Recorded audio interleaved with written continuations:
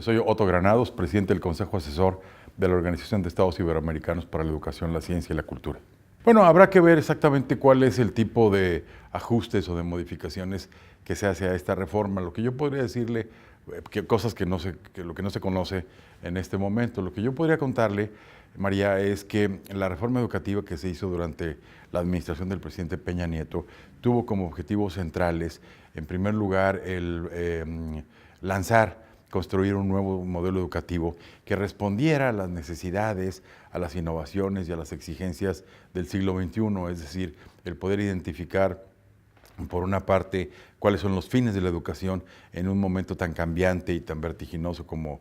ahora. En segundo lugar, el cómo centrar una malla curricular sobre los aprendizajes clave en ese sentido. Y nos parece que la construcción que se hizo de este componente de la reforma ha estado en la dirección correcta, digamos, en su concepción, en su diseño y en su formulación. El segundo elemento importante que me parece a mí que fue uno de los centrales, o ha sido uno de los centrales en la reforma educativa a la que estoy refiriéndome, es el articular un verdadero sistema nacional de evaluación educativa, con dos vertientes importantes. La primera de ellas, el poder tener un sistema muy eficiente, basado centralmente en el mérito, en la transparencia y en el esfuerzo de los maestros para poder ingresar al servicio docente, para poder promoverse o ascender ya una vez que están dentro de él, y tercero, para poder medir sus fortalezas y debilidades a lo largo de una carrera docente a través de una modalidad que se conoce como evaluación del desempeño. En ese sentido, nos parece que fue una reforma muy exitosa, en tanto que es un sistema completamente nuevo el que se introdujo en México en esta materia, y en él han participado hasta ahora aproximadamente 1.800.000 personas, de las cuales destacaría yo, María, que hubo ya más de 202.000 jóvenes maestros que obtuvieron su plaza a través de un concurso de oposición público, abierto y transparente, como ya comenté, de aproximadamente 40.000 docentes que obtuvieron sus ascensos, también a partir de un esfuerzo muy competitivo de su parte.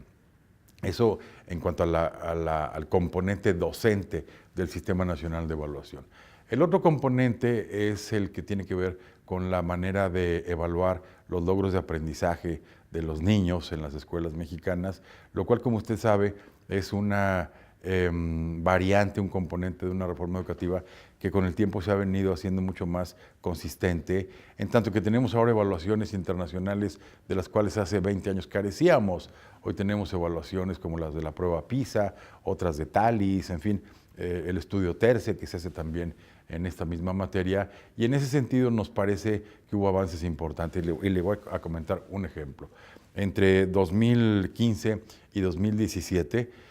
hubo 18 estados que mejoraron. México tiene 32 estados, 18 estados que mejoraron en las pruebas de matemáticas, y 11 estados que mejoraron en las pruebas de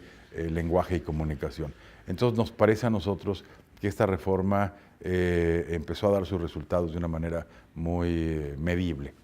Sí, sin duda alguna. Yo creo que es, no solamente en México, me parece a mí que en América Latina y en Iberoamérica, de hecho, este tipo de reformas son reformas cuya ejecución y cuyos resultados solo se ven a mediano y a largo plazo. Son reformas que requieren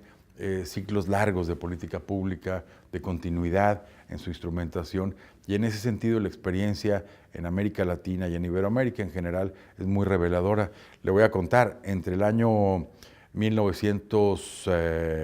digamos, entre finales de los años 80 y hasta más o menos el año 2000, en América Latina se hicieron 39 reformas educativas,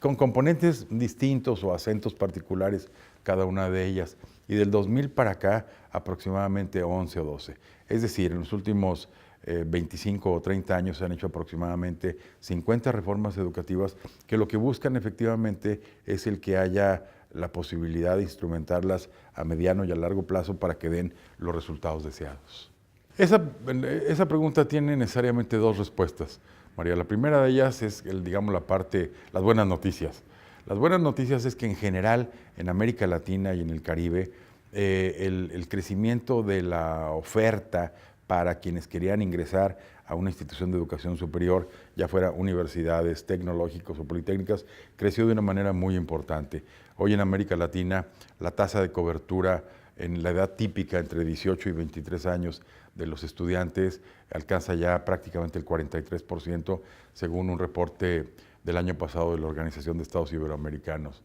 Esa es la buena noticia, digamos. La segunda buena noticia es que esa expansión tan importante,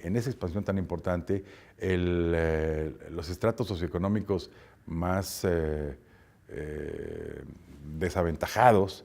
digamos los sectores socioeconómicos pobres, fueron los que tuvieron mayor nivel de incorporación a la educación superior. Y es una segunda buena noticia en términos de inclusión y de equidad. Ahora bien, quizás en algunos sistemas educativos nacionales, como creo que fue el caso de México, esta velocidad en el crecimiento del sistema trajo también aparejado un exceso de oferta de egresados que no necesariamente se están insertando eficientemente en los mercados del empleo. Yo daba en este análisis reciente un indicador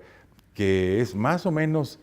parecido en otros países de América Latina, que es el hecho de que ya hay un porcentaje más o menos importante, en el caso de México de 29%, de egresados, de personas que tienen educación superior y que sin embargo no están encontrando empleo. Entonces, esto es una llamada de atención, un llamado a la acción, como lo dice la OEI, en el sentido de que tenemos que hacer una revisión más fina, más puntual del egreso y de la demanda en materia de educación superior, de tal manera que podamos hacer algunos cambios, algunos ajustes que permitan un punto de equilibrio entre la egresión que tenemos de las instituciones de educación superior y lo que está en capacidad el universo del empleo de absorber. Bueno, yo creo que en todo el mundo, no solamente en América Latina, sino en Iberoamérica, en Asia, en muchos países, ahora hay ingredientes nuevos que sobre todo han animado una discusión sobre cuál es el futuro de las universidades, el futuro del modelo tradicional de educación superior, que es el que está relacionado con la emergencia, en efecto, de las nuevas tecnologías de la información y la comunicación, del manejo de datos a gran escala, el Big Data, de la emergencia de la inteligencia artificial, en fin, todos estos componentes, en mi opinión, están cambiando el mapa de la economía, están cambiando por consecuencia el mapa del empleo y por lo tanto van a cambiar la fisonomía del modelo tradicional con que se ha venido ofreciendo educación superior en prácticamente todo el mundo. No hay en este momento, digamos en el año 2019, conclusiones definitivas acerca de cuáles serán los cambios que produzca en ese modelo universitario, pero lo que sí empezamos a ver es que hay ahora, digamos, nuevos interrogantes a las cuales la universidad tradicional va a tener que adaptarse para poder seguir siendo competitiva en el siglo XXI.